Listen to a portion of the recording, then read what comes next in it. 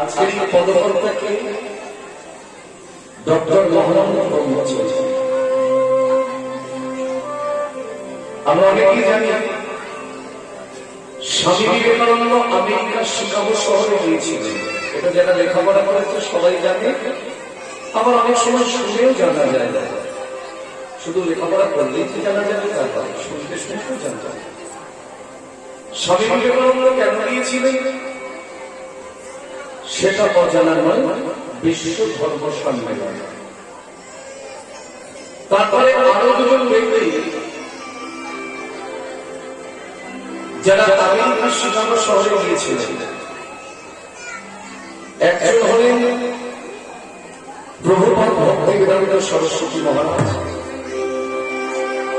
তার নামটা জানলাম কি করে, যিনি মায়াপুর ইস্কন মন্দির তৈরি।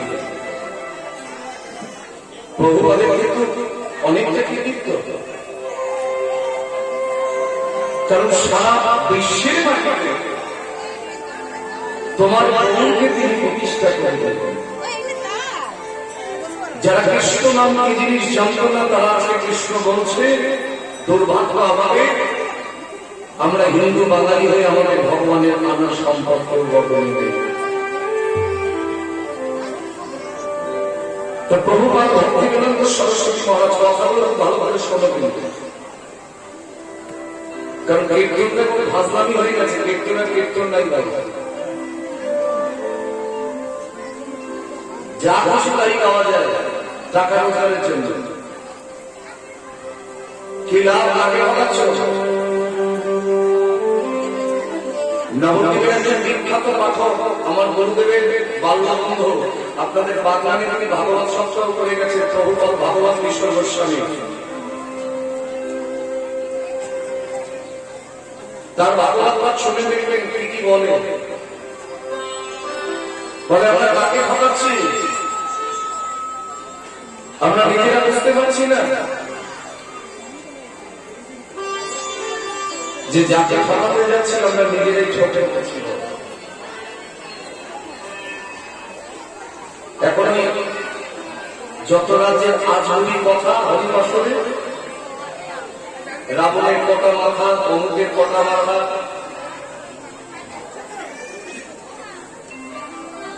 ঈশ্বর শুনে আমাদের লাভটা কি আমি জানি না।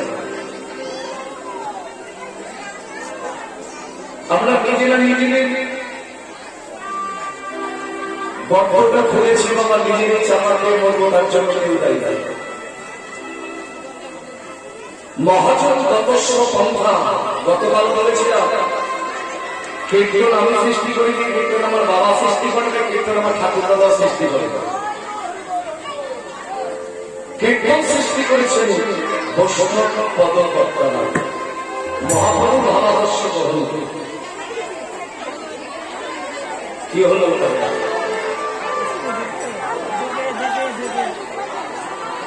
সনাতন ধর্ম মানে কি?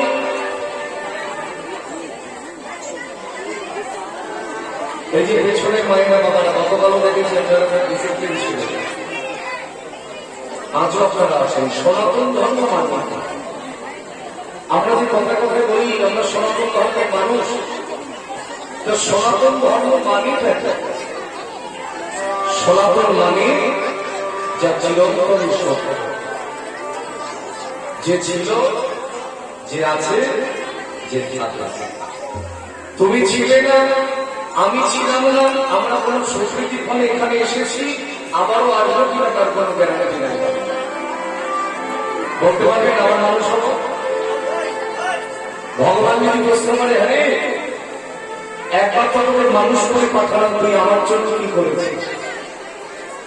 সেদিন অসহায় লাগবে না বাবা বলতে, যে আসলে কি রঙ্গরস করেছি, ফাজলামি মেরেছি, আর ওই কমিটির কাছ থেকে মোটা মোটা টাকা রোজগার করে বাড়ি এসেছি। লাভটা কীর্তন সাবজেক্ট থেকে বাঁচিয়ে রাখো, সেটা আমাদের শুধু একার দায়িত্ব নয়, যারা বসে আছেন তাদেরও দায়িত্ব। আর না হলে একদিন দেখবেন হিন্দু সমাজকে সবাই পালিয়ে রেখে চলে যাবে, আমাদের মাথা তুলে দাঁড়াবার জায়গা হলো। অন্যান্য ধর্মের ছোট না হলে সেই কাজটা করতে হবে। এই সনাতন ধর্ম রক্ষার দায়িত্ব মহাপ্রভু অপ্রপাট হয়ে যাওয়ার পরে, অপ্রপাট মানে জিনিসগুলো জানলে বহু প্রকার দর্শন। মহাপ্রভু অপ্রপাট হওয়ার পরে, অপ্রপাট মানে লীলা সম্বোধন করার পরে, প্রকট অপ্রকট, লীলা বর্তমান, লীলা তা মহাপ্রভু অপ্রকট হওয়ার পরে তিনজন ব্যক্তি সনাতন ধর্মকে মাথায় করে রেখেছে। নাম হল কি? একজনের নাম হল শ্রীনিবাস আচার্য, বলে নাম অনেকে শোনেনি। আর একজন হলে নরোত্তম দাস ঠাকুর। নরোত্তম মানে এই যে মায়েরা, আমি কিন্তু এদিকে ফিরবো না, নদী দিয়ে করবো। আর এই সামনে মায়েরা বঞ্চিত হবে, এত ভালো শ্রোতা তাদের লেগে গেছে। এক বাপ্তা যুগের মধ্যে যদি এক ফোঁটা ছোড়া করে যে পুরো দুধটা ভেঙে দিতে হবে। আমার এই কথাগুলো শোনো, ওই কথাগুলো অনেক বললো, কথাগুলো আমার নয়, কথাগুলো মহাজনের। নরোত্তম মানে কি? নর মানে কি? মানুষ। আর উত্তম মানে হল শ্রেষ্ঠ। মানুষের মধ্যে যিনি শ্রেষ্ঠ তার নাম হল নরোত্তম। তাহলে কটা নাম বললাম? শ্রীনিবাস আচার্য আর নরোত্তম দাস। আরো একজন ছিলেন আপনাদের পার্শ্ববর্তী জেলা মেদিনীপুর। এই মেদিনীপুরে তার জন্ম হয়েছে, যার নাম হল দুঃখী কৃষ্ণ দাস। পরবর্তীকালে এই দুঃখী কৃষ্ণ দাসের চারবার নামকরণ হয়েছে। মেদিনীপুর জেলার ধারেন্দ্রা বাহাদুরপুর গ্রামে তার জন্ম। ছোটবেলার নাম হল দুঃখী। যখন হৃদয় চৈতন্য ঠাকুর দীক্ষা দিলেন তখন হল কৃষ্ণ দাস। কটা নাম হল? জেনে রাখলেন। আমি অশাস্ত্রীয় কিছু বলি না, অশাস্ত্রীয় জিনিস করতে নেই বাবা। বেজাতীয় সাধু সঙ্গ করবো না। সকালবেলায় আমাকে শ্রদ্ধা প্রদীপটা বললেন যে ইস্কনের লোকেরা বলছে লীলা কীর্তন শোনা নাকি অপরাধ। আমি একটু ভাঙিয়ে দিচ্ছি আপনাদের। ইস্কনের লোকেরা কেন কীর্তন শুনতে চায় না, একটা কারণ আছে। আপনাদের বোঝানোর জন্য বলে দিয়েছি অপরাধ। কথাগুলো বুঝতে দাও। ইস্কনের লোকেরা কীর্তন শোনে না, এর একটা কারণ আছে বাবা। কারণটা কি আপনারা বলুন? কারণ একটা আছে। কারণ এখন যারা লীলা কীর্তন গাইছে বর্তমান যুগে 95% লোকেরা হচ্ছে মাছ মাংস খায়। এখন যে মুখ থেকে আমি কৃষ্ণ কথা বলবো সেটাই যদি অসত্য থাকে তাহলে আপনার দিনে সত্যতা প্রকাশ পাবে।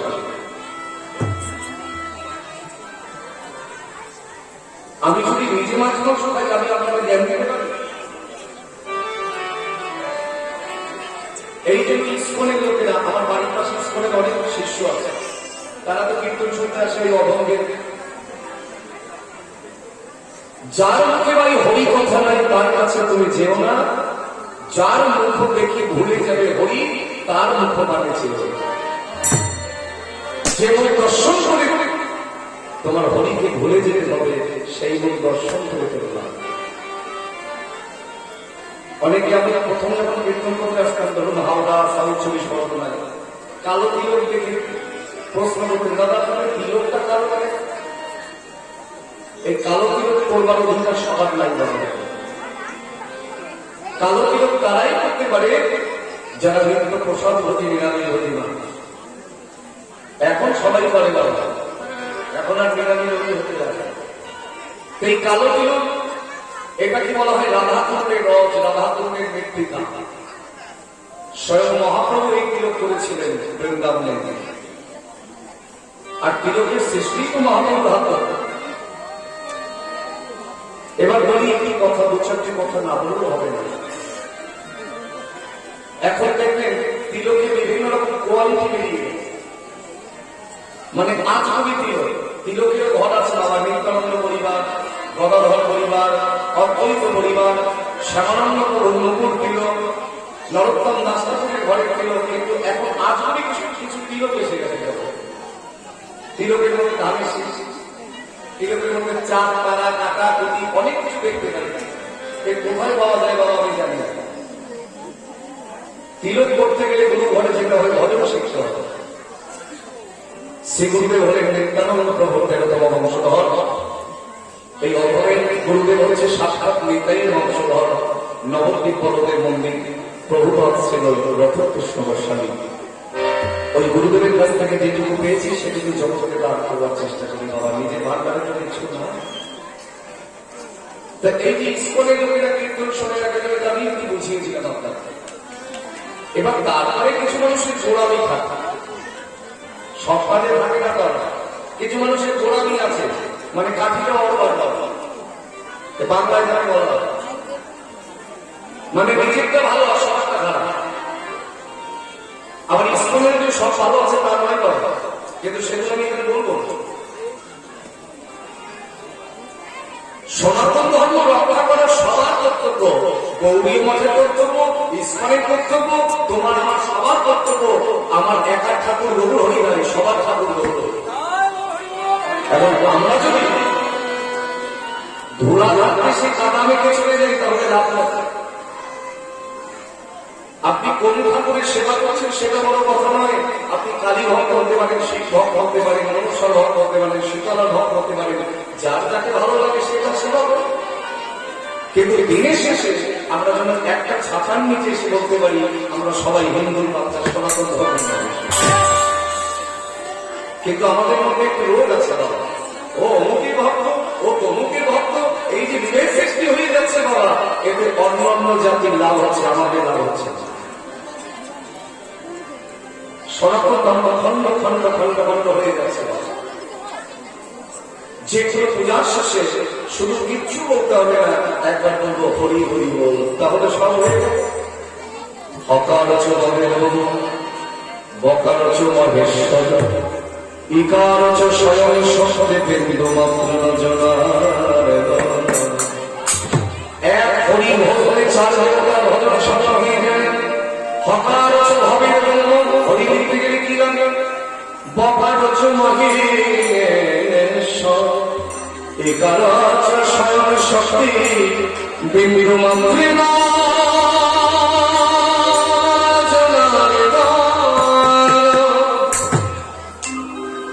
সেই হরিচরণ সেবা করবার জন্য। ও মা, এই যে মা, কোথায় যাচ্ছে? কারণ এই মা কালকে শেষ পর্যন্ত কীর্তন শুনেছি, কিন্তু আজকে তো আমার টাইমটা অন্যরকম। তোমরা ছেড়ে গেলে অধমের মনটা থাকবে বাবা। একটু ভাবরসে ডোবার চেষ্টা করে দেখবে মানুষকে মেরে কখনো কাঁদানো লাগে না বাবা, শুধু অনুভূতি চাই। অনুভব কারণে বিকাল বলেছিলাম না, অনুভব ছাড়া কৃষ্ণ প্রেমের জীবনে জাগরণ হয় না। মহানাম কবি কয়ে যদি কবুলের কথা বলতে তোমরা অঙ্গে ভক্ত পদ ধূলি। শুধু ভক্ত মন্ডলী, কালকেই বলেছিলাম 24 বছর বয়সে মহাপ্রভু সন্ন্যাস গ্রহণ করেছিল। কালকে গিয়েছিলাম কম্পদ্বীপে গোপীনাথ, আর আজকে মাধবেন্দ্রপুরী অর্থরা গোপীনাথ, দুটো গোপীনাথ। আরো দুটো গোপীনাথ আছে, আর একটা হচ্ছে উড়িষ্যার টোটা গোপীনাথ, আর একটা হচ্ছে বাংলার মাটিতে শ্রীখণ্ডের গোপীনাথ। এগুলো মাথায় রেখে যদি আবার কখনো তোমাদের সঙ্গে দেখা হয় একটা একটা করে গোপীনাথ আলোচনা করে। তা দুটো গোপীনাথ তোমরা পেয়ে গেলে। জয় গুরু।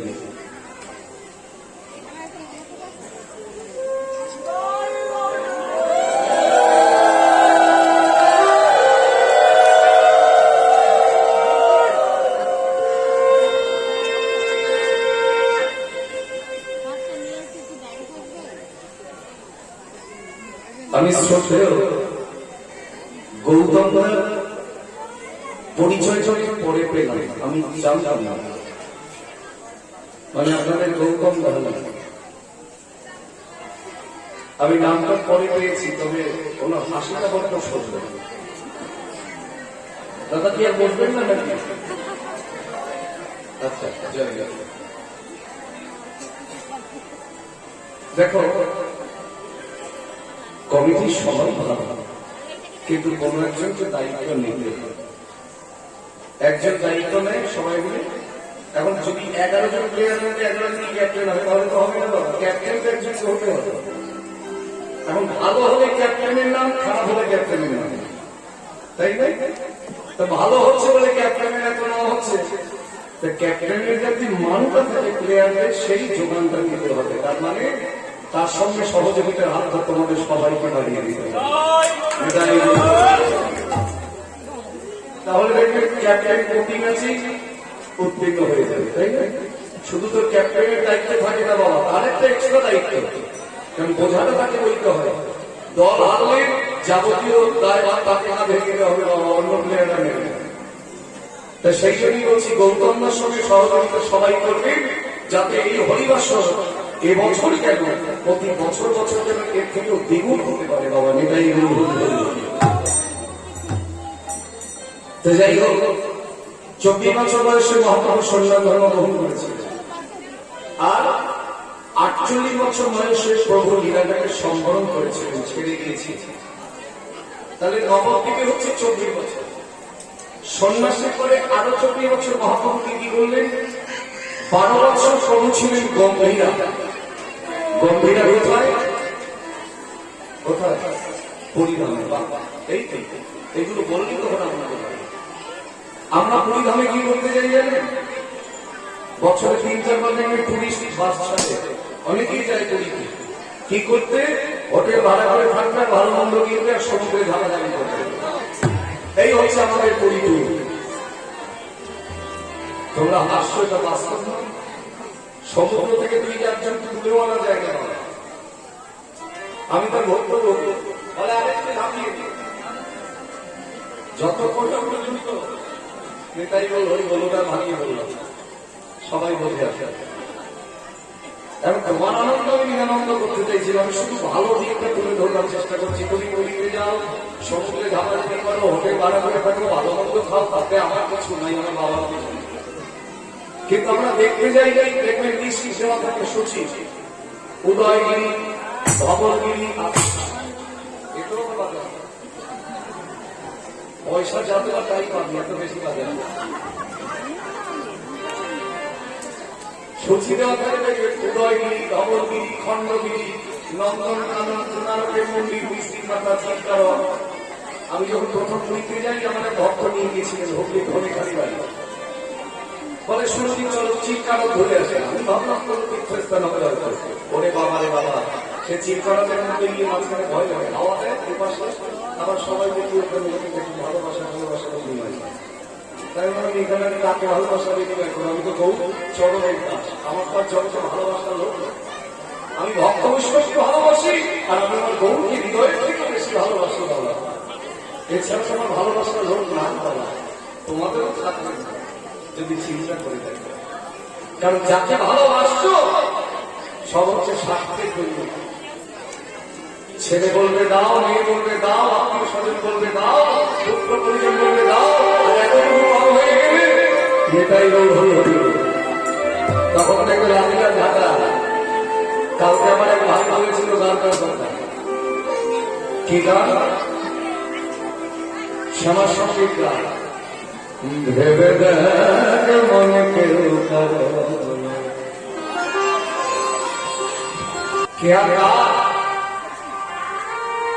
শেষের দিকে তখন বোঝা যাবে। আজকে আমি পরিধামের কথা বলছি, এতগুলো দৃশ্য আপনারা দর্শন করে প্রতি বছর গিয়ে গিয়ে ধবলগিরি, উদয়গিরি, কিন্তু ভগবানের শ্রীক্ষেত্র ভূমি হিসেবে আছে। কি কি আছে? শুধু জগন্নাথ মন্দির নয়, আছে প্রতারণীরা, আছে নীল মাধব, সাধুর সঙ্গে যাবে, বৈষ্ণবের সঙ্গে যাবে, এগুলো দর্শন করতে পারে। কারণ সাধু আর উদয়গিরি, খণ্ডগিরি দর্শন করাবে না, সাধু এগুলোই দর্শন করাবে। আমরা তো জগন্নাথ মন্দিরের শুরু সেভাবে আর কিছু জানি না। তাহলে কি বললাম? প্রতারণীরা, নীল মাধব,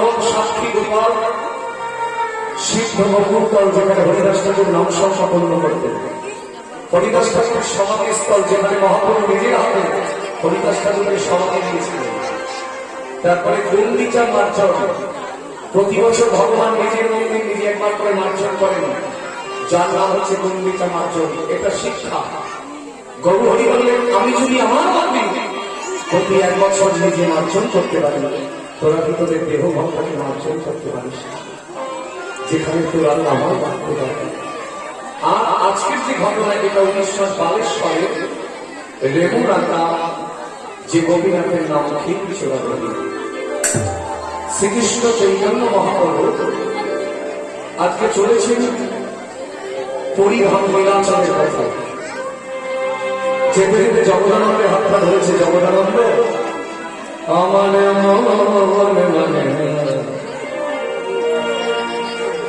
আমি যাব নীলাচলে,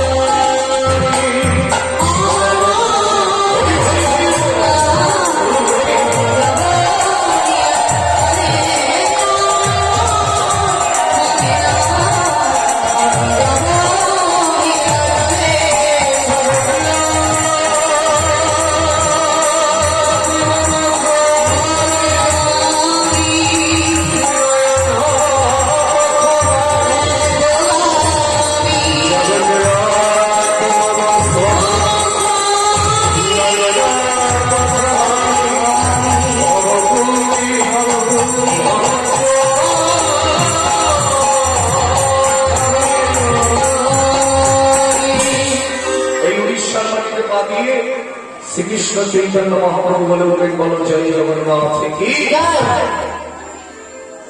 কি ব্যাপার আপনাদের? কি বাড়ি যাবেন? যতই আমি অমূল্য সম্পদ দেই না কেন বাবা, তোমরা ধরি ধরি ভগবান করে। আমি যতই অমৃত দেই না কেন, অবস্থাটা এরকমই দাঁড়ায়। একটু রাত হয়ে গেল, এখন আর মানুষের ধৈর্য শক্তি নাই। যে সাবজেক্ট আমি আজকে গাইছি সেটা হচ্ছে চৈতন্য চরিতামৃতের পথ, সমস্ত কিছু। সবাই মিলে একবার বলো জয় জগন্নাথ কি। যতক্ষণ না বলবেন ততক্ষণ কিন্তু আমি বলেই দেব। শুধু হাত হচ্ছে, মুখ হচ্ছে না কিন্তু। বলুন জয় জগন্নাথ কি, জয় জগন্নাথ কি, জয় জগন্নাথ কি, জয় জগন্নাথ, জয় জগন্নাথ, জয় জগন্নাথ।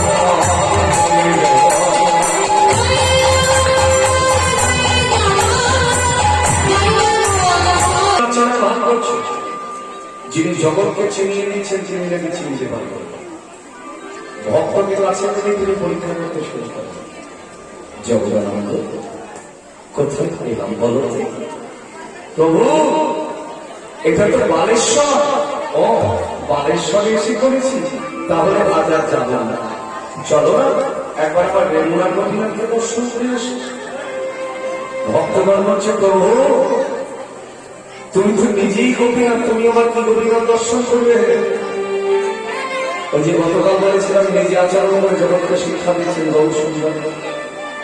সকল ভক্তগণ গৌরীকে বলছে, প্রভু তুমি যদি যেতে চাও, আমরা কি আর না গিয়ে থাকতে পারি? চলো চলো, আমরাও যাবো তোমার সঙ্গে।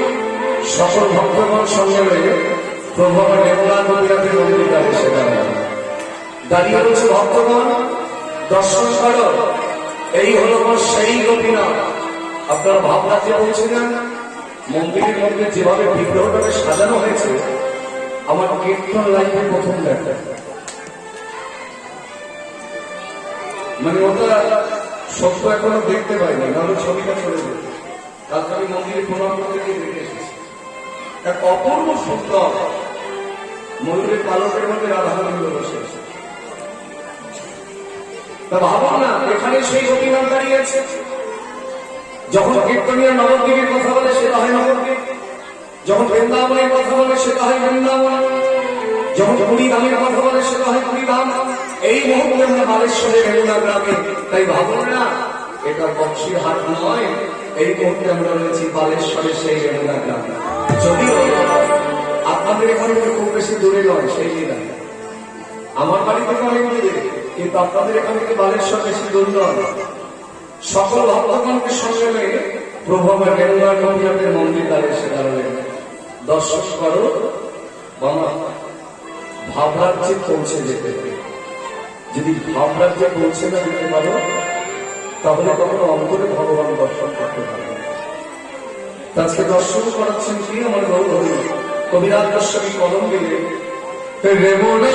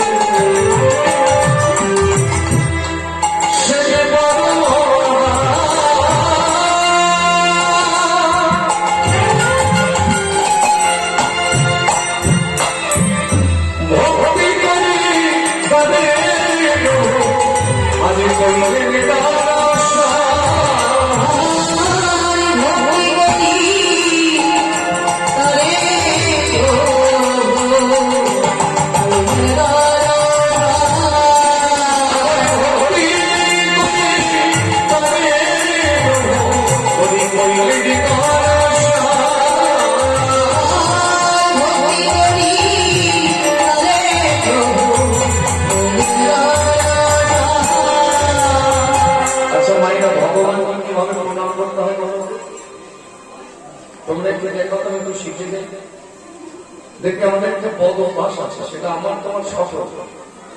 পথে যেতে যেতে যদি কোনো দেবদেবী মন্দির দর্শন হয়ে যায়, আমরা নাকের কথা থেকে ভগবান করিয়েছে দেখবেন সস্তা প্রণাম। মাঝে মাঝে মনি নাকের কথা ভোটা হয়ে যাবে ওইভাবে ভগবানকে কিভাবে প্রণাম করতে হয়। গৌরী নিজে আচরণ করে মন্দিরের মধ্যে রয়েছে অচাল ভগবান বাইরে সচল ভগবান। মন্দিরের বাইরে সাষ্টাঙ্গে প্রণাম করছেন গৌরী, আর ওই যে মন্দিরের ভগবান মনে মনে চিন্তা করছেন আমি তো অচল কত সচল, তাই যার চূড়া তার মাথাতে স্বভাব। যেই না গৌরী প্রণাম করেছে ওই গোপীনাথের মাথার যে পুষ্প চূড়া,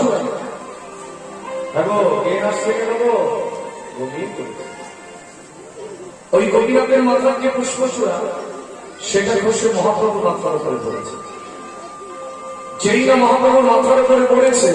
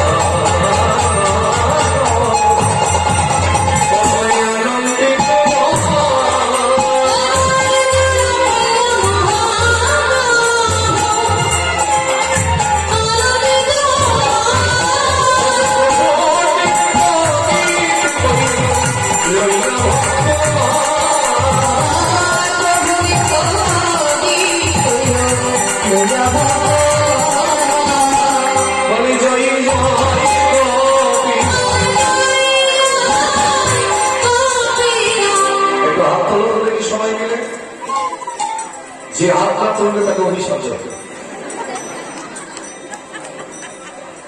দেখে নিচ্ছে কমিটির সবাই তুলে চলেছে। বেশ বেশ বলি জয় জয়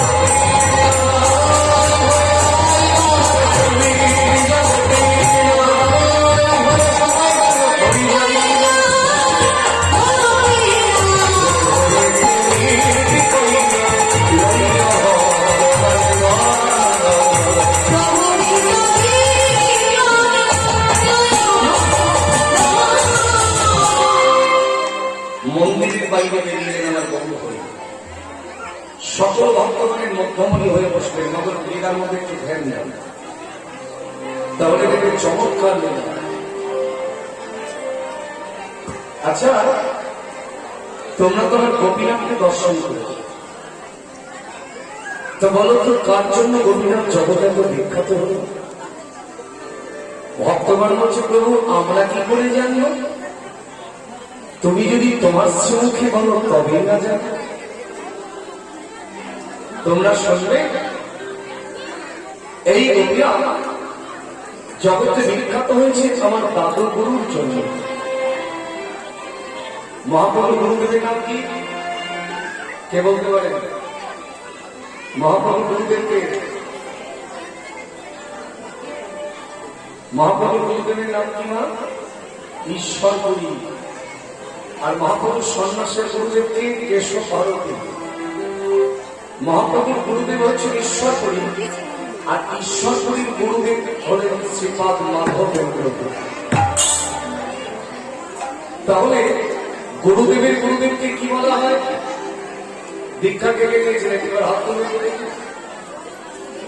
গুরুদেবের গুরুদেবকে কি বলা হয় জানেন না?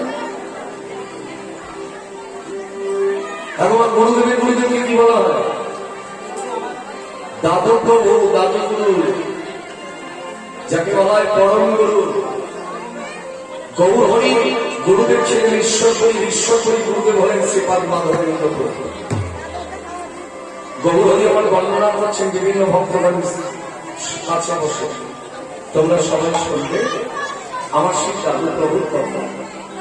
বলতে বলতে গৌর হরি প্রতি নরেন্দ্রের প্রথমেই বলি এই মাধবেন্দ্রপুরীর জন্মস্থানটি হল পূর্ববঙ্গের শ্রীহট্ট জেলার পূর্ণিয়া পাড় গ্রামে।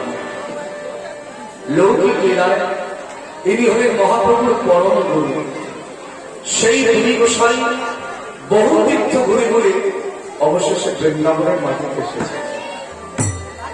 আপনি সব তীর্থ ভ্রমণ করেছেন, যদি বৃন্দাবন না যেতে পারেন বাকিগুলোরা মাধুর্য থাকবেন। কারণ শাস্ত্রে বলছে ত্রিলোকে পৃথিবী ধন্যা যথা বৃন্দাবন। বৃন্দাবনের মতো তীর্থক্ষেত্র ভূমি এই সারা পৃথিবীটার কোথাও নাই যেখানে নিত্য নিত্য লীলা হচ্ছে। পুরী গোসাই সব তীর্থ ভ্রমণ করবার পরে বৃন্দাবনের মাটিতে এসে দাঁড়াবে। বৃন্দাবনে এসে সবার আগে কাকে দর্শন করতে হয়? এগুলো শিখে রাখতে হবে। রাধারানী দর্শন চলে তো হয়েই গেল। বৃন্দাবনে এসে সর্বপ্রথম দর্শন করতে হয় ভাগ্যবতী শ্রী যমুনা মাই। যমুনা দর্শন করলেন, তারপর রাধাকুণ্ড, শ্যামকুণ্ড, গিরি গোবর্ধন প্রদক্ষিণ করে তুমি যেথায় ইচ্ছা সেখায় যেতে হবে। ওই গিরি গোবর্ধনের পাশে হচ্ছে গোবিন্দ কুণ্ড। পুরী গোসাই কি করেছে? ওই গিরি গোবর্ধনের পাশে হচ্ছে গোবিন্দ কুণ্ড, সেই গোবিন্দ কুণ্ডের তটে এসে আশ্রয় নিয়েছে। কখনো প্রখর রবির কিরণে তরঙ্গ করে আবার কখনো বৃষ্টির জলে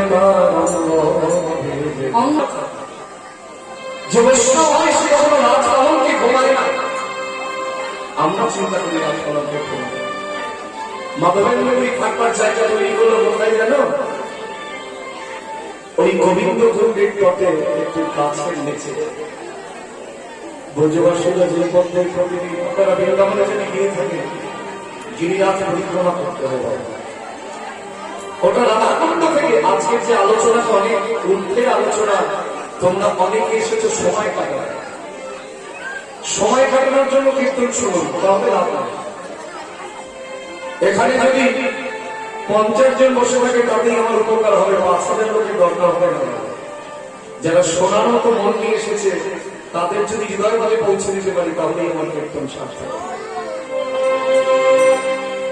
কারণ এই কথাগুলোর মূল্য এই ভক্তি জগতের লোক ছাড়া কেউ গ্রহণ করতে পারবেন, এটা কোটি টাকার থেকেও বেশি।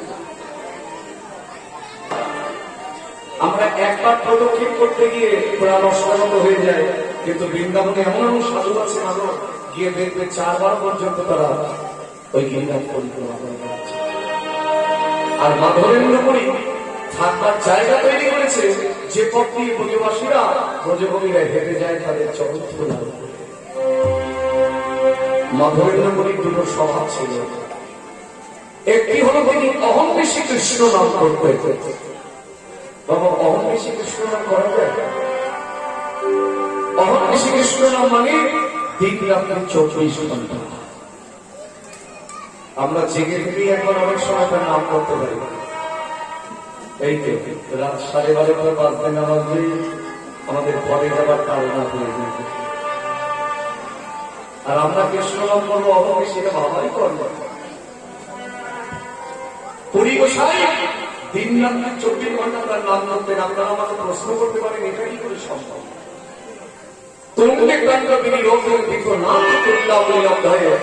ঘুমিয়ে থাকলেও কৃষ্ণ নাম করা যায়, কারা পারে? সেটা আপনি আমি পারবো না।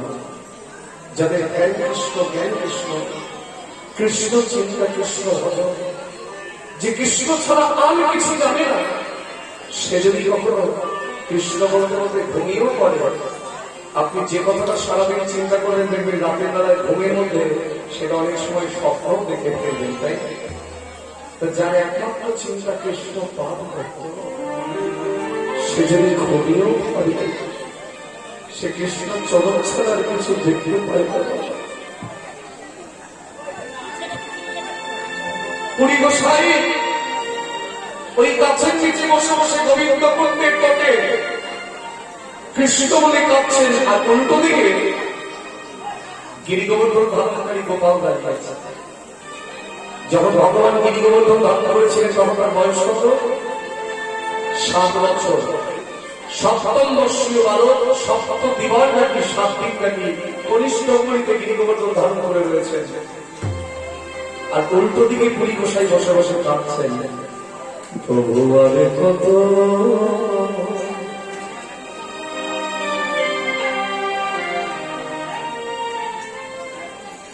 দিনে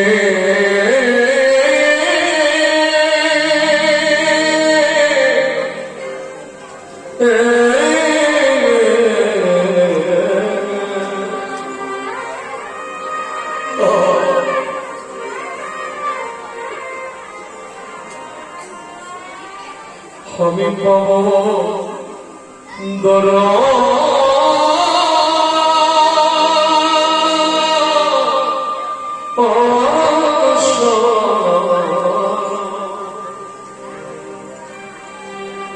বলো বলো বলো দয়াল করে প্রভু আরে কত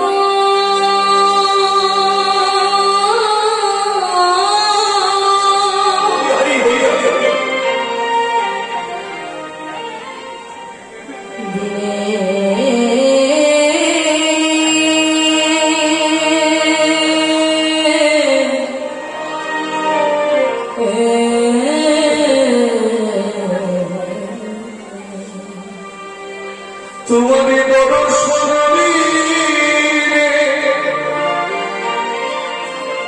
বৃথায় জীবনে তোমার দর্শন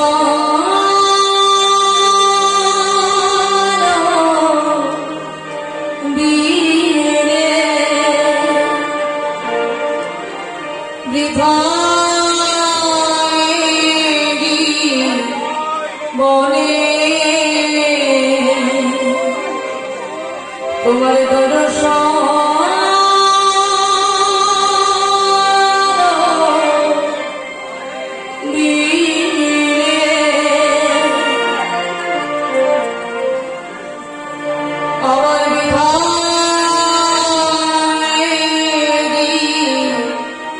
জীবনে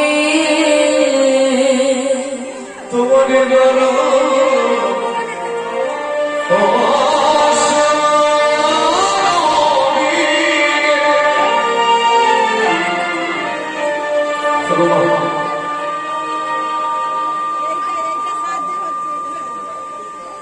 কৃষ্ণ বলে কেঁদেছে কৃষ্ণ হবে, এটা যে কেঁদেছে সে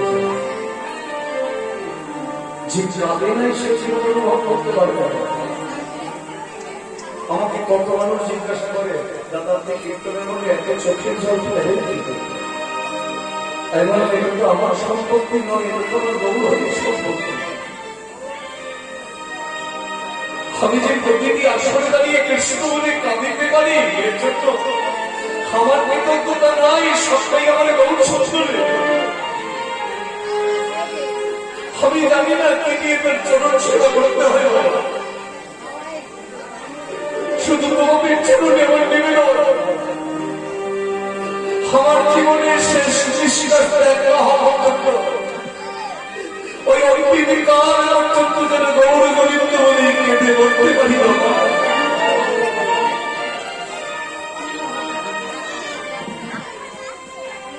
তোমার গণস্বামী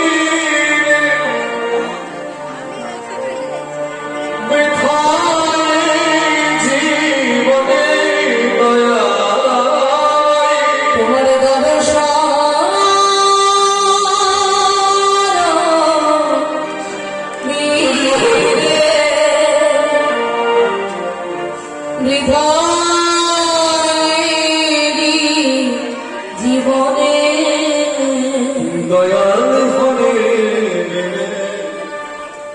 প্রাণ রাখিতে প্রভু আরে কত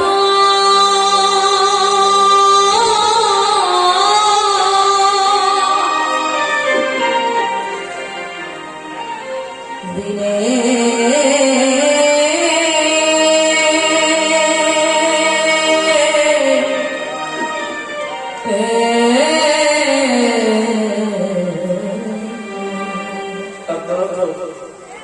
গতকাল থেকে শুধু কীর্তন আশ্বাসন করে যাচ্ছে।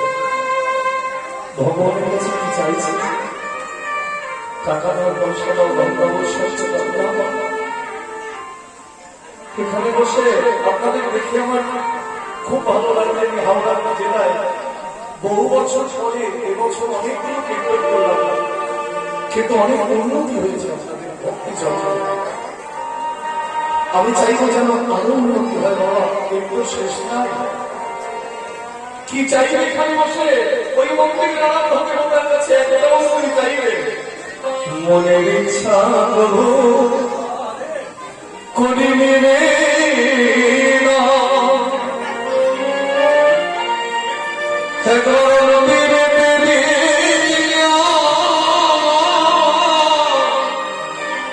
তোমার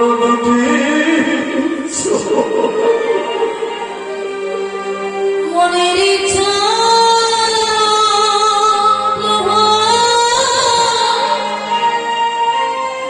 করে নিবে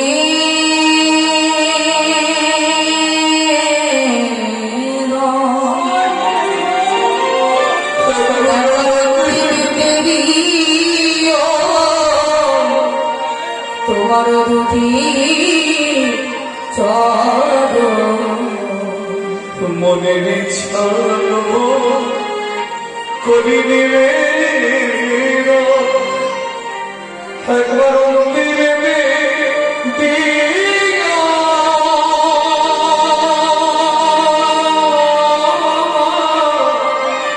তোমার দুটি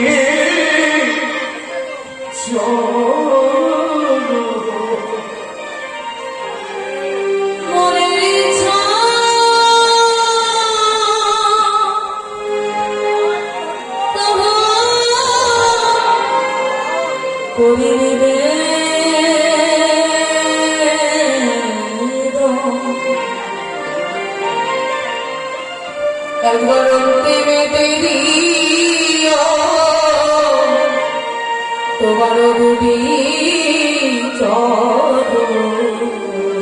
দুটি নয়নে জলে ভেসে যেন হবনির বলিতে পারি শেষে দুটি নয়নে জলে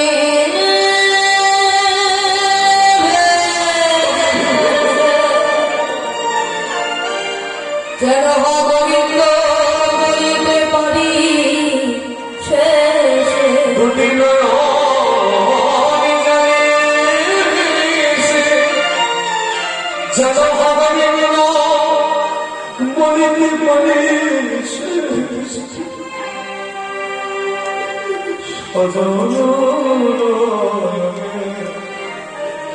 হরে বদন হরে প্রভু আরে কত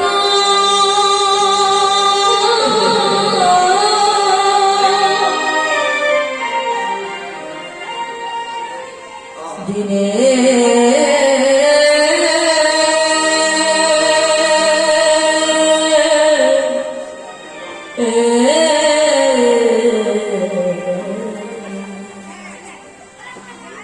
এই হচ্ছে তার অহংকার শ্রীকৃষ্ণ আদি প্রথম ছিলেন সেটা হচ্ছে অজাচন্দ্র যে যে সেজেছে কারো কাছে যদি পান না আমাকে পেলেই খান আর যে যে সেজেছে কারো কাছে কোনোদিন কিছু চেয়ে পান না যদি কেউ কৃপা করে দেয় সেদিন সেটাই গ্রহণ করেন আপনার নিয়ম তোমার সত্তা উজ্জ্বল সেটা ব্যক্তি পেলে আজকে যখন কাঁদছেন উল্টো দিকে গিরিগোবর্ধন ধর্মকারী গোপাল মনে মনে চিন্তা করছে এই কত বড় ভগবান সারাদিন ধরে আমার জন্য খাবে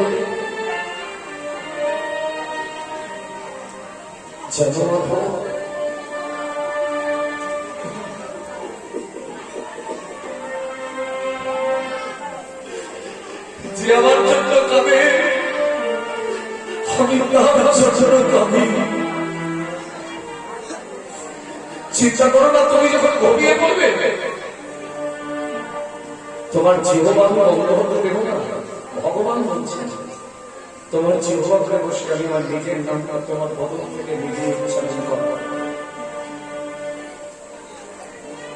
বসে বসে কীর্তন করছেন অনেকটা বেলা করিয়ে তখনও পর্যন্ত পেটে কিছু ঝুঁকে দিল মনে মনে চিন্তা করছেন নাই বাজলো আমরা তো খাবার চিন্তা করি তুমি তা করছো বলে নাই বাজলো বসে বসে কীর্তনই করি ওই গাছের নিচে বসে বসে ধুলা মাছ আর প্রাণ ভাবে গাইছে জয় রাধা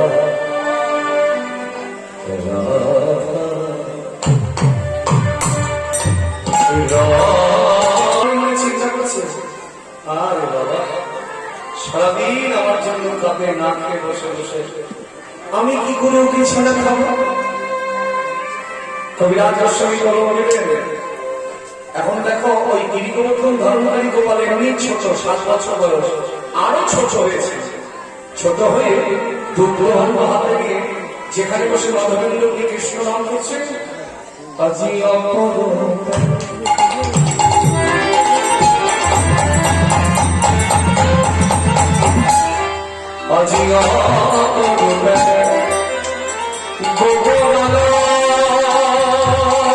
আমরা যদি 7 দিন নাম নিয়ে ঘরে ঘরে থাকি ভগবান জানে আপনি আমাদের সাদা সাদা আর দেখো ভজন কত দূর গেছে যে ভগবান সাক্ষাৎ ভগবান ভক্তের জন্য দুগ্ধ নিয়ে দাঁড়িয়ে আছে সারাদিন ক্লান্ত কিছু খায়নি খুলে দেখবেন চৈতন্য চরিতামৃত পাষাণ বলে দেবে দুজন দুজনকে দেখছে কিন্তু মুখে কেউ কিছু বলতো অনেকটা সময় পার হয়ে গেল তখন ওই ছোট্ট ছেলেটি বলে উঠল এই যে শুনতে পাচ্ছ না আমার দিকে চেয়েছে অমন করে কি দেখছো আরে বাবু ছোট বাচ্চারা কেমন কথা বলে সেটা যদি গোপাল হয় বাবা তার কণ্ঠস্বর কেমন হবে আরে বাবু আমি তোমার জন্য নিয়ে এলাম সঙ্গে সঙ্গে কুড়ি বছর চমকে এই তুই আমার জন্য কি এনেছিস আমি আমি তোমার জন্য দুঃখ এনেছি, দুঃখ আমার জন্য দুঃখ এনেছিস কেন? শোন কথা, তুমি বলে কোন সকাল থেকে না খেয়ে বসে আছো, আর আমি তোমার জন্য না ছেলেটা বলি আমি যে না খেয়ে বসে আছি ও জানতো কি? এই ছেলে বলি আমি যে না খেয়ে বসে আছি তুই জানলে কি করবে? ভগবান বলছে আমি না জানলে কি জানবে? হ্যাঁ, আমিও তো সে কথাই ভাবছি, তুই এত বড় ছেলে তুই জানলে কি করবে? কি করে জানলাম? তবে বলি শোনো, এই গায়ের গোপিনীরা ওই যমুনা জল হতে এসেছে, জল হতে এসেছে, তারা তোমায় দেখে দেখে গিয়ে আমায় বলবে